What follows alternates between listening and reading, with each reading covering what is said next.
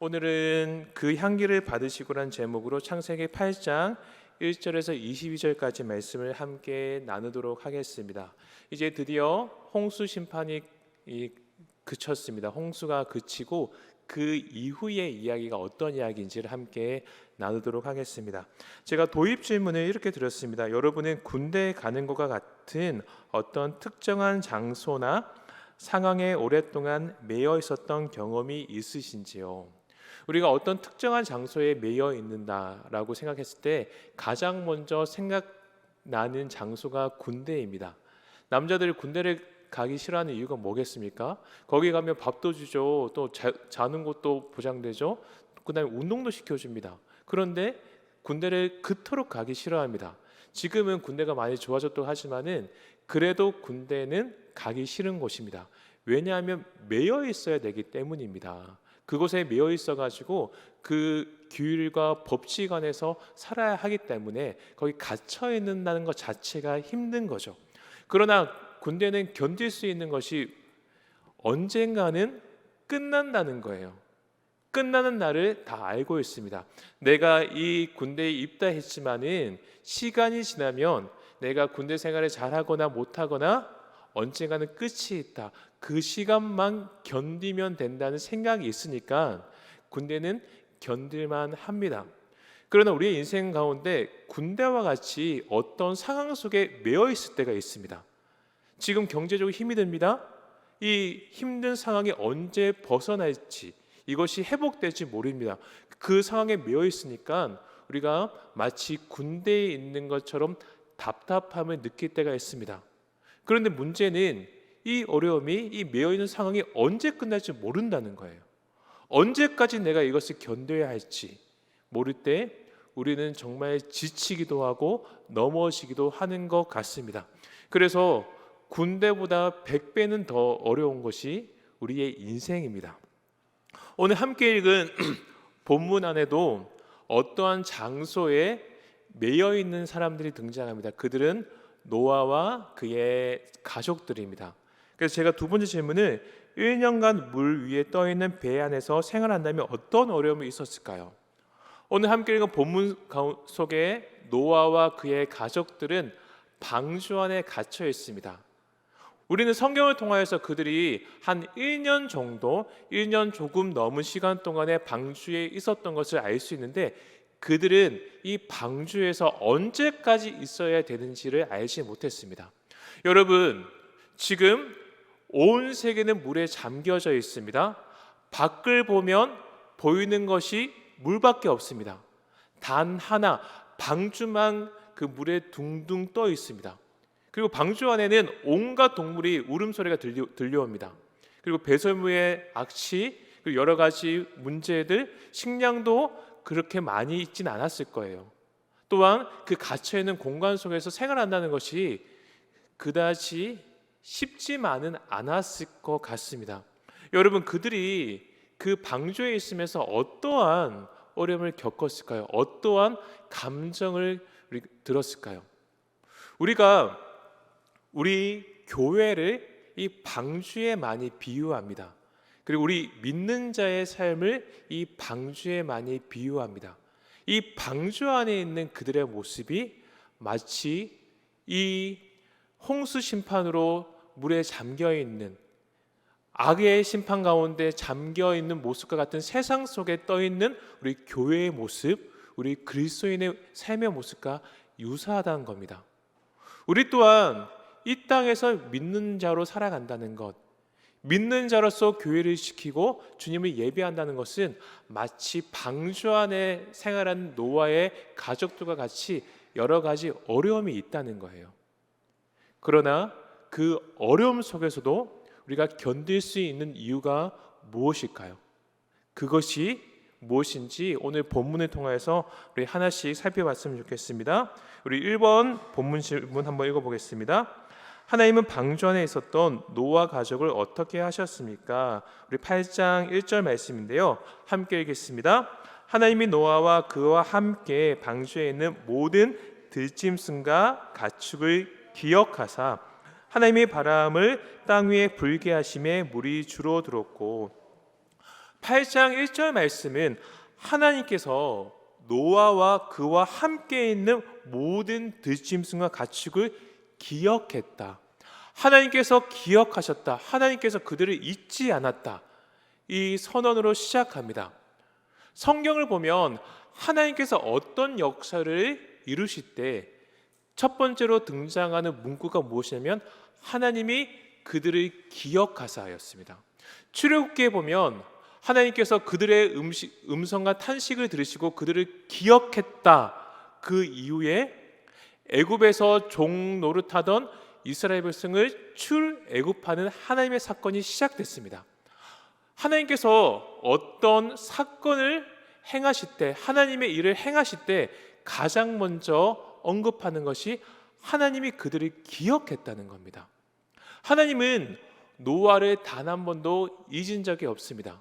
그에게 방주를 만들라고 명하실 때도, 또한 이 노아 홍수 심판 가운데 심판이 시작될 때 방주 안으로 들어갈 때도, 또한 이 홍수 심판 때문에 온 세계가 물에 잠겨 있는 그 순간에도 하나님은 노아를 기억하셨다는 거예요.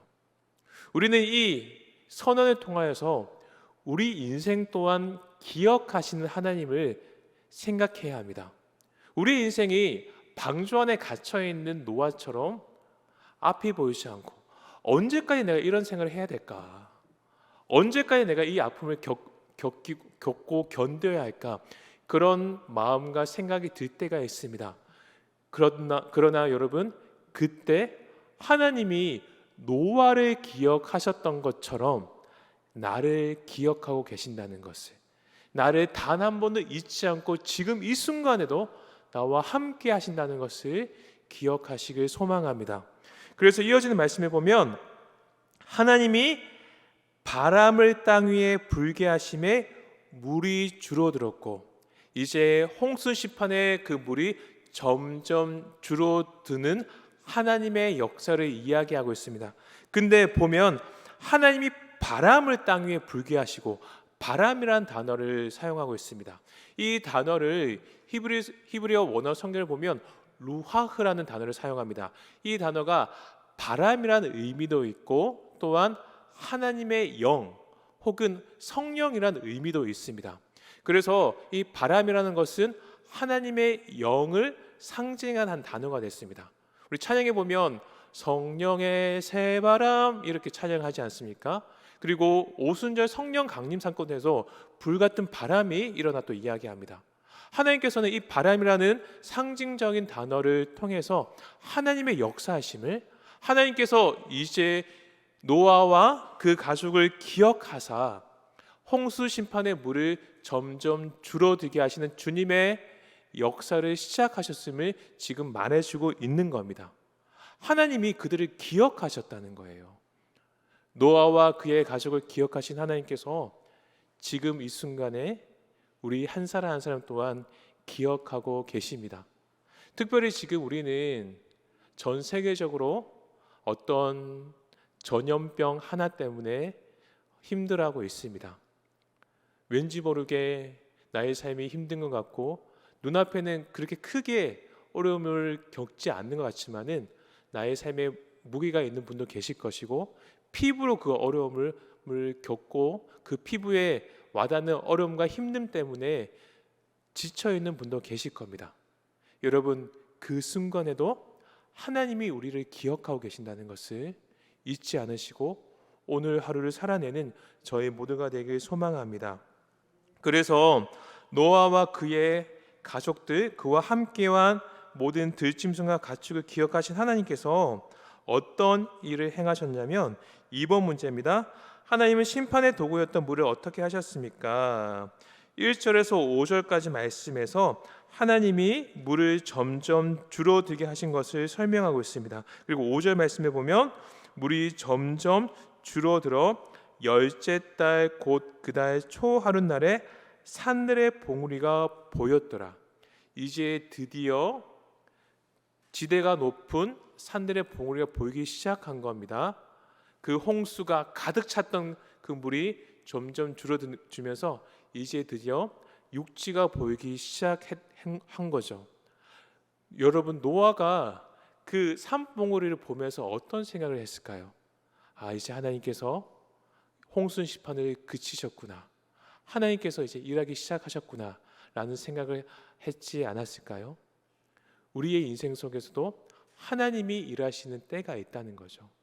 그 노아의 홍수 심판을 멈추셨던 하나님께서, 그 산봉우리를 보이게 하셨던 하나님께서 우리의 인생 속에도 홍수 심판 가운데 우리의 어려움을 거치시고 주님께서 보여주시는 산봉우리를 보게 하실 그때가 있다는 것을 다시 한번 기억했으면 좋겠습니다. 우리 3번 문제 읽어보겠습니다. 노아는 하나님께서 약속하신 40일의 홍수가 끝났지만 방주 밖으로 나가지 않고 하나님의 인도하심을 기다렸습니다. 노아는 어떻게 행동했습니까? 우리 6절 말씀에서 14절 말씀까지 이제 물이 줄어드는 그 상황 속에서 노아가 했던 일들을 설명하고 있습니다. 첫 번째로 까마귀를 그가 내놓았죠. 까마귀를 내놓아서 물이 얼마큼 말랐는지를 그가 가늠했습니다. 그 다음에 비둘기를 한번 내놓고 다시 그 비둘기가 돌아옵니다. 그 다음에 다시 한번 더 비둘기 내놓으니까 그 비둘기가 감람나무를 입에 물고 왔습니다. 마지막으로 비둘기를 내놓으니까 그 비둘기가 다시 돌아오지 않았습니다. 왜 이 노아는 까마귀를 먼저 이제 한번 날려 보내고 그 다음에 비둘기를 날려 보냈을까요? 이것을 되게 알레고리컬하게 해석해가지고 까마귀는 은혜도 모르고 다시 돌아오지 않았고 비둘기는 다시 돌아오기 때문에 희망의 상징이고 까마귀는 흉조의 의미가 있다, 이렇게 해석하는 분도 계시더라고요. 여러분, 까마귀를 왜 노아가 첫 번째로 내놓았냐면 한 주석에 보니까 까마귀는 지대가 높은 곳에 사는 새라고 합니다. 그러니까 까마귀를 먼저 내놔야지 그 습성상 자기가 살던 지대가 높은 곳을 한번 볼 거 아니에요. 그래서 까마귀를 내놨는데 까마귀가 돌아오지 않았다는 것은 까마귀가 사는 정도의 지대는 이제 보였다는 의미가 되죠. 이해가 되시죠? 그래서 노아가 까마귀를 먼저 놓았다고 이야기하는 주석이 있습니다. 이것이 좀 합리적이고 이해가 되는 부분인 것 같습니다. 이 노아가 까마귀를 먼저 내놓은 다음에 그만큼 지대가 낮아졌음을 안 거죠. 그 다음에 비둘기는 까마귀에 비해서 좀 낮은 지대에 산다고 합니다. 그리고 그 다음에 저지대나 이런 곳에 사는 것이 비둘기로 그래요. 비둘기를 내놨는데 비둘기가 다시 돌아왔다는 것은 아직 그만큼 물이 이제 줄지 않았다는 거죠. 그다음에 두 번째 비둘기 내놓았을 때 감람나무를 물고 왔다는 것은 감람나무가 있는 그 정도까지는 물이 줄어들었다는 것을 의미합니다. 그리고 마지막으로 비둘기를 내놓으니까 이제 비둘기가 돌아오지 않았습니다. 이걸 보면서 이제 비둘기가 사는 그 지대까지는 물이 줄어들었구나라고 노아는 알게 됐다는 거죠. 노아는 이렇게 신중하게 까마귀를 내놓고 비둘기를 내놓으면서 하나님의 때를 기다렸다는 겁니다. 우리는 노아의 행동을 통해서 무엇을 알 수 있냐면 그가 끝까지 하나님께서 방주에서 나오게 하시는 그 순간까지 인내하면서 지금 상황을 계속 살펴왔다는 거죠. 그래서 13절 14절 말씀해 보면 600여 첫째 달 곧 그달 초 하룻날에 땅 위에서 물이 거친지라 노아가 방주 뚜껑을 제치고 본즉 지면에서 물이 거쳤더니 둘째 날 21의 날에 땅이 말랐더라. 드디어 땅이 말랐습니다. 하나님께서 홍수 심판을 내리신 다음에 1년이라는 거의 1년이 넘는 시간이 지난 후에야 그 땅이 다 마르고 노아가 땅에 발을 디딜 수 있게 됐다는 겁니다. 그 이후에 어떤 일이 있었냐면요, 우리 4번 문제 읽겠습니다. 새 땅에 발 딛기를 간절히 바라던 노아에게 하나님은 무엇이라고 말씀하십니까? 이제 드디어 물이 마른 이후에 하나님께서 하신 말씀이 16절, 17절 말씀입니다. 하나님이 노아에게 말씀하여 이르시되, 함께 읽겠습니다. 너는 내 아내와 내 아들들과 내 며느리들과 함께 방주에서 나오고 너와 함께한 모든 혈육 있는 생물 곧 새와 가축과 땅에 기는 모든 것을 다 이끌어내라. 이것들이 땅에서 생육하고 땅에서 번성하리라 하시매. 7장에 보면 여호와께서 노아에게 이르시되 너와 내 온 집은 방주로 들어가라. 이 세대에서 내가 내 앞에 의로움을 내가 보았음이니라. 하나님께서 노아에게 말씀하시자 노아는 방주에 들어갔습니다. 그리고 15절에서 또한 하나님이 노아에게 말씀하여 이르시되 이제 방주에서 나와라. 하나님께서는 노아를 그 방주 안에 들어가실 때도 말씀하셨고 또한 방주에서 나오게 하실 때도 노아에게 말씀하셨습니다. 하나님은 세밀하게 노아의 가정을 이렇게 인도하고 계신다는 겁니다. 여러분, 우리의 인생 속에서도 홍수 심판과 같이 앞에는 물밖에 보이지 않는 그런 상황을 겪을 때가 있습니다. 그 상황 속에서 하나님께서 이제 나오라고 말씀하실 때가 있다는 거예요. 계속적으로 우리가 이 본문 통해서 우리가 기억해야 되는 한 하나님의 이미지는 어떤 이미지냐면 우리를 기억하시고 우리에게 세밀하게 말씀하시는 하나님, 그 하나님께서 지금 이 순간에도 우리 한 사람 한 사람에게 말씀하신다는 겁니다. 노아는 하나님이 말씀하시자 이제 드디어 방주에서 나왔습니다.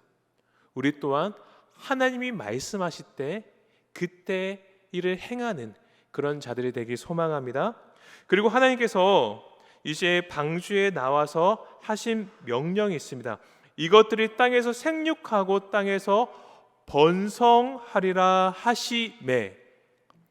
하나님께서 이제 이 땅에서 다시 생육하고 번성할 것이다 라는 말씀을 하셨습니다.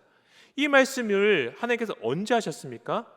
하나님께서 우리 사람을 창조하셨을 때 아담과 하와에게 하셨던 명령입니다. 너는 생육하고 번성하여 땅에 충만하라. 이것이 하나님이 이 땅에 인간을 창조하셨던 목적이었습니다. 이 땅을 창조하신 하나님께서는 자신의 형상을 가진 인간을 통해서 이 땅에서 번성하고 이 땅에서 그 대를 이으면서 하나님의 뜻대로 이 아름다운 창조 세계를 보존하길 원하셨습니다. 그 명령을 지금 다시 노아가 방주에서 나오자 다시 하시고 계십니다. 우리는 이 17절에 기록된 하나님의 이 말씀을 통해서 무엇을 알 수 있을까요? 하나님은 죄악된 인간들, 하나님의 영이 떠나서 고깃덩어리 같은 육체밖에 남지 않은 그 인간들을 심판하셨습니다. 그러나 그 인간들 중에서 은혜를 입은 노아 한 사람, 그의 가족을 보존하셨습니다. 그리고 그들에게 다시 번성하고 충만하라는 명령을 하고 계십니다. 여러분, 이것을 통해 우리가 알 수 있는 것은 하나님께서 이 땅에 홍수 심판을 하신 목적은 그들을 진멸하시는 것이 아니었다는 거예요. 이 땅을 완전히 망가뜨리고 너희들 죄를 지었으니까 내가 벌하겠다, 이 땅을 완전히 무너뜨리겠다, 이 땅을 더 이상 내가 희망 없는 땅으로 만들어 버리겠다, 그것이 하나님의 목적이 아니었습니다. 이 땅에 하나님께서 홍수 심판을 하신 목적은 무엇이었냐면 다시금 하나님의 뜻대로 이들을 번성하게 하시고 이들을 생육하고 충만하게 하시는 것이 하나님의 목적이었다는 겁니다. 하나님의 심판의 목적은 멸망이 아닙니다. 절망이 아니라는 거예요. 우리는 이걸 통해서 우리 삶 가운데 무엇을 느낄 수 있겠습니까?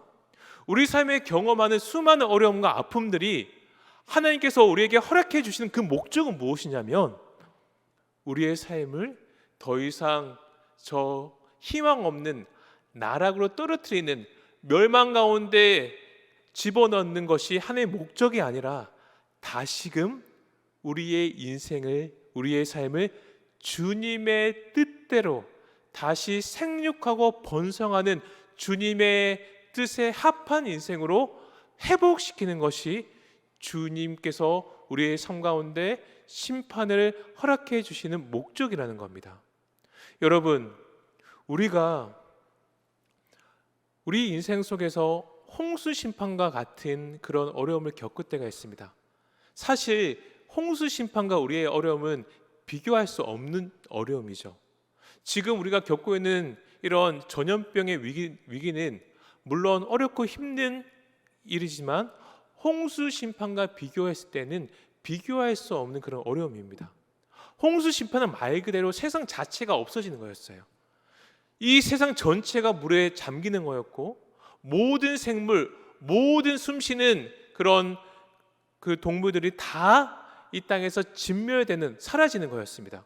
그러나 이 홍수 심판을 하신 목적은 무엇이었냐면 하나님의 목적대로 이 땅을 회복하기 위함이었듯이, 지금 우리가 겪는 어려움 또한 그 이면에는 이 땅을 회복하길 원하시는 주님의 뜻이 있음을 우리는 기억해야 한다는 겁니다.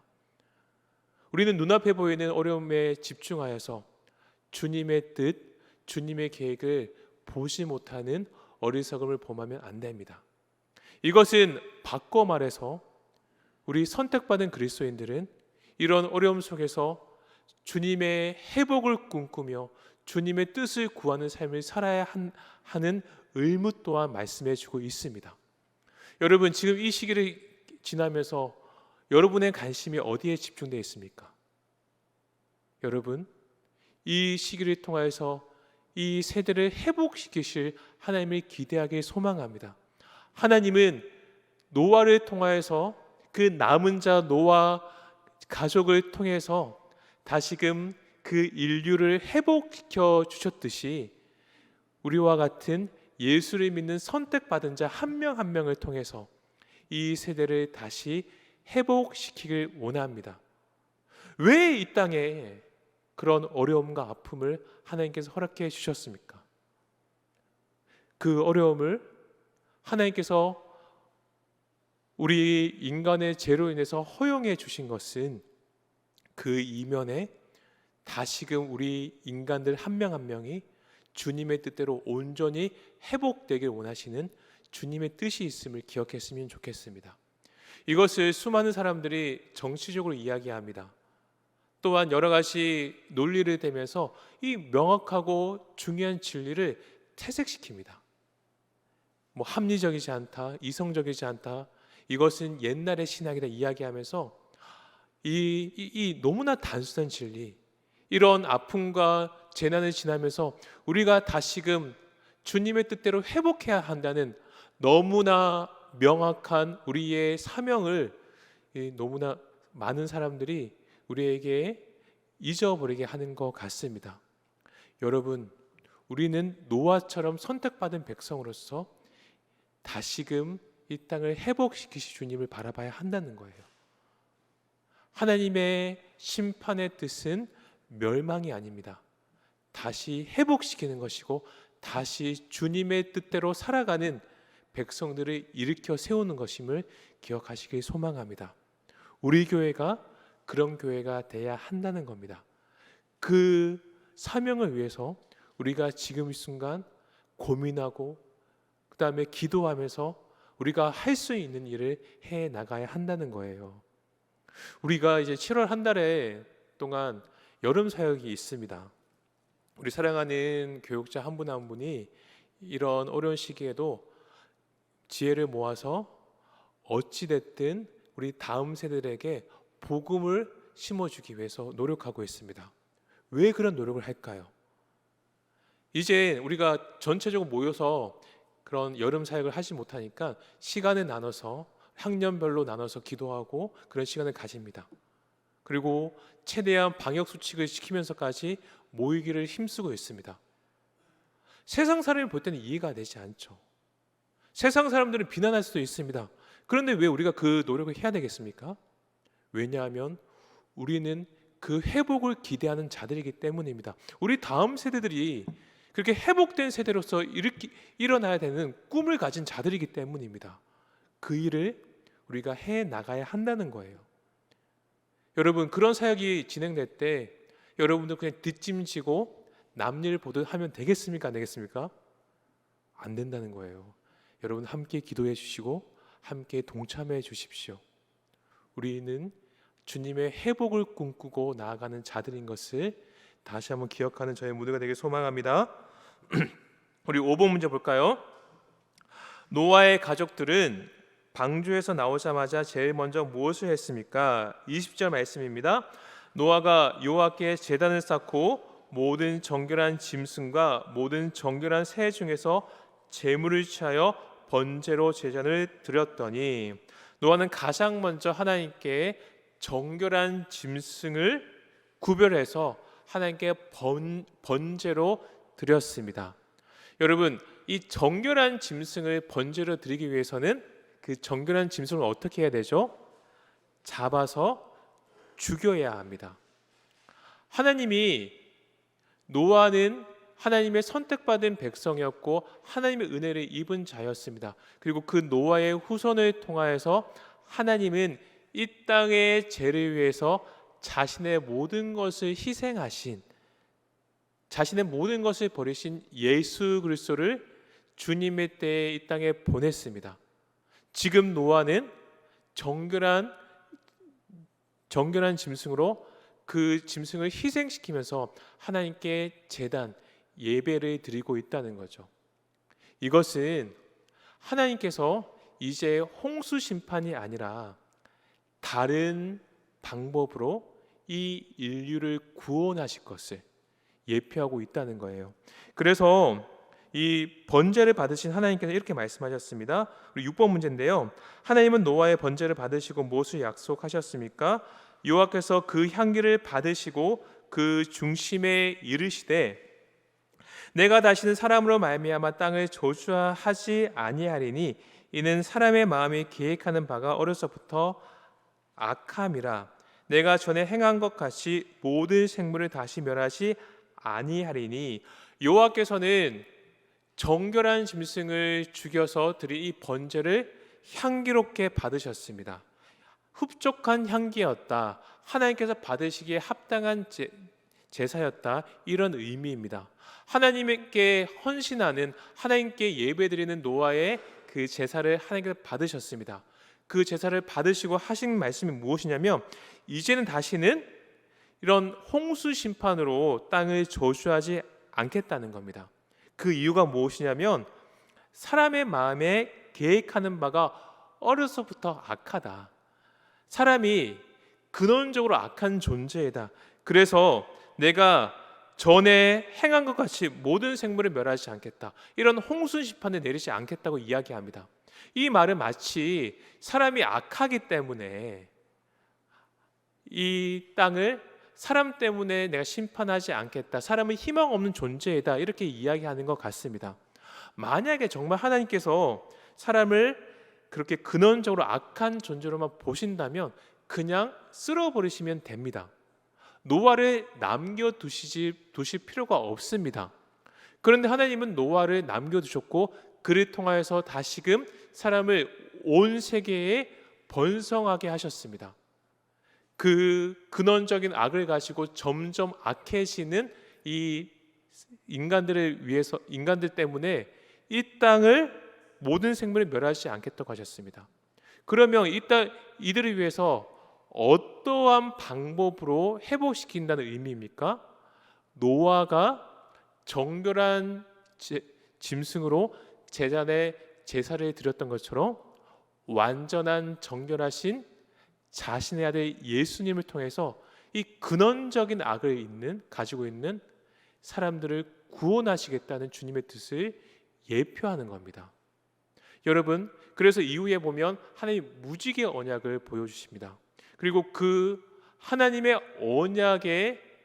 언약의 세대가 시작되는 아브라함이 등장하죠. 그리고 그 아브라함의 후손들을 통하여서 하나님의 언약의 역사들이 이제 창세기에 시작됩니다. 그리고 이스라엘 역사 속에 등장하는 하나님을 통하여서 그분이 어떠한 성품을 가진 분인지, 그분이 어떠한 분인지를 계속 우리에게 말씀해 주시고, 또한 그 예언의 성취로 이 땅에 예수 그리스도를 보내주셨습니다. 내가 여자의 후손의 머리를 상하게 할 것이요, 아니, 여자의 후손이 너의 머리를 상하게 할 것이요, 너는 그 후손의 발꿈치를 상하게 할 것이다. 뱀에게 저주하셨던 이 원시 복음을 시작으로 하나님께서는 계속적으로 우리에게 예수 그리스도의 그 복음을 예표하고 계신다는 겁니다. 우리는 바로 그 예수님을 믿는 자들이고 그 예수님을 따르는 자들입니다. 그러므로 우리는 이 시대의 노아와 같은 남은 자들이라는 거예요. 노아가 방주에 있었을 때 하나님께서 이 심판을 다 거치고 남은 자인 자신의 가족과 자신을 구원해 주실 거라는 그 소망을 가지고 살았던 것처럼, 그래서 주님께 정결한 짐승을 제단의 번제로 드렸던 것처럼 우리 또한 주님께서 이 땅을 회복해 주시는 방법인 예수 그리스도, 그분이 우리에게 허락해 주신 영생의 소망을 가지고 살아야 함을 이 본문 말씀 우리에게 예표해 주고 있다는 겁니다. 사랑하는 여러분, 우리 인생은 방주 안에 있는 인생처럼 앞이 보이지 않는 인생일 수 있습니다. 그것이 현실 속에서 경험되어질 때 답답하죠. 언제 이것이 해결될지. 내가 예수를 믿는다고 해서 그 문제가 바로 해결되지 않습니다. 내가 예수를 믿는다고 해서 내 삶이 온전히 회복되는 것 같지도 않습니다. 그러나 우리는 노아가 가졌던 이 소망처럼 우리에게 영생을 허락해 주신 예수 그리스도의 소망을 품고 살아가는 자들이라는 겁니다. 다시 번성케 하시고 다시 충만케 하시는 그 영생의 소망을 우리가 품고 살아가는 자들이라는 겁니다. 그러므로 우리는 지금 이 순간 방주 안에 갇혀있는 인생 같더라도, 내 앞에 홍수가 가득 찬 그런 희망 없는 인생 같더라도, 우리 앞에 코로나라는 위기가 우리를 위협하고 우리의 삶이 힘들다 할지라도 우리는 주님께서 주신 소망을 붙잡고 그 주님을 위해 내가 할 수 있는 헌신을 해야 한다는 겁니다. 저는 그 헌신을 구체적으로 적용하면서 7월 한 달간 있는 저희 다음 세대들의 여름 사역을 말씀드렸습니다. 여러분, 그런 작은 것부터 행하면 됩니다. 하나님께서 큰 걸 하라는 것이 아닙니다. 지금 이 순간에 나와서 누가 뭐라 하든 주님께 예배드리면 되는 거고, 우리 사랑하는 다음 세대와 젊은 세대를 위해서 그들을 격려하고 기도해주고, 새벽 예배 시간에 내가 한마디로 더 그들을 위해서 기도해주고, 조금 넉넉한 분들은 그들을 위해서 사랑의 마음으로 찬조도 해주시고, 그런 우리가 노력을 해야 한다는 거예요. 그런 일을 우리가 해 나가야 한다는 겁니다. 그럴 때 주님께서 우리 교회를 사용하실 겁니다. 우리 마지막 문제 한번 볼까요? 하나님은 홍수 이후부터 예수님의 재림 전까지 땅에 무엇이 계속될 것이라고 말씀하십니까? 22절 말씀입니다. 땅에 있을 동안에는 심음과 거둠과 추위와 더위와 여름과 겨울과 낮과 밤이 쉬지 아니하리라. 심음과 거둠과 추위와 더위와 여름 겨울은 낮과 밤이 쉬지 않고 계속 진행될 거라고 말씀하셨습니다. 여러분, 홍수 심판은 정말 말 그대로 아래 있는 샘물이 다 터지고 위에 그 큰 궁창이 다 터져가지고 물로 뒤덮어진 우리가 상상할 수 없는 엄청난 재앙이었습니다. 여러분, 그 재앙 이후에 땅의 모습이 어땠을까요? 지진이 나고 해일이 나서 다 갈라지고 황폐해진 모습이었을 겁니다. 그 땅을 다시 심음과 거둠과 추위와 더위와 여름과 겨울과 낮과 밤이 반복되게 하면서 그 땅을 점점 회복시켜 주셨다는 거예요. 노아와 그의 가족을 번성케 하신 하나님, 그들에게 내가 나의 아들을 통하여서 회복시켜 주실 주님의 약속을 예표하신 그 하나님께서 그 증거로 땅을 회복시켜 주셨다는 겁니다. 여러분, 하나님이 이같이 단 한 번도 쉬지 않고 이 세계를 운행하고 계시고 그의 뜻대로 인도하고 계신다는 거예요. 우리는 그 믿음을 가지고 살아야 한다는 겁니다.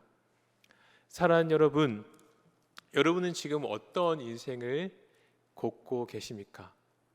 우리가 지금 공통적으로 겪고 있는 어려움은 코로나라는 이 전염병의 위기입니다.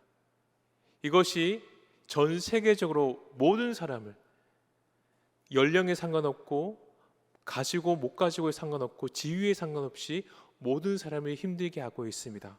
거기에 더해서 나의 개인적인 문제들이 다들 있을 겁니다.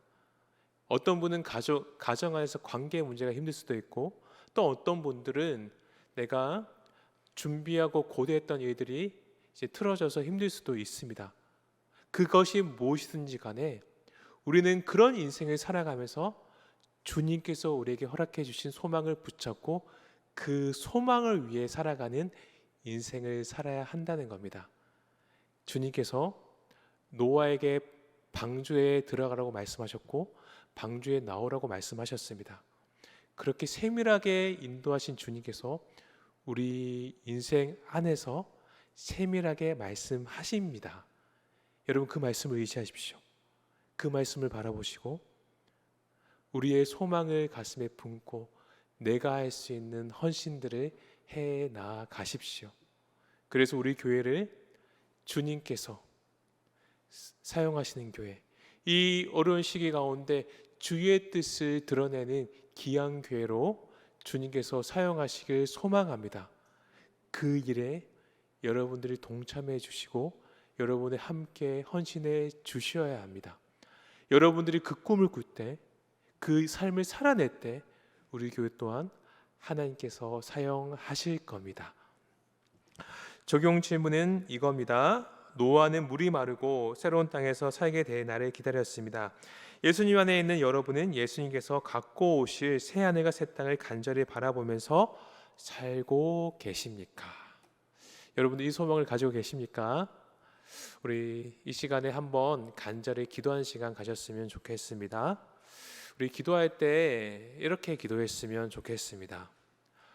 방주 안에 1년간 갇혀 있었던 노아처럼 우리의 인생이 앞이 보이지 않고 언제 내가 이런 상황 속에서 매여있는 상황 속에서 벗어날 수 있을까?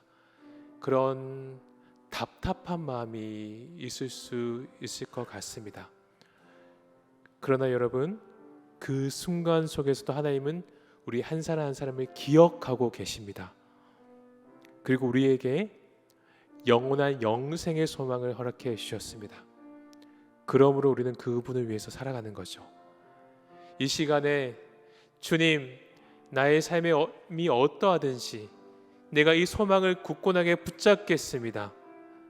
그리고 이 소망을 위해서 내가 할 수 있는 헌신을 주님, 오늘 이 순간 해 나가겠습니다. 이 기도 제목 가지고 간절히 기도하겠습니다.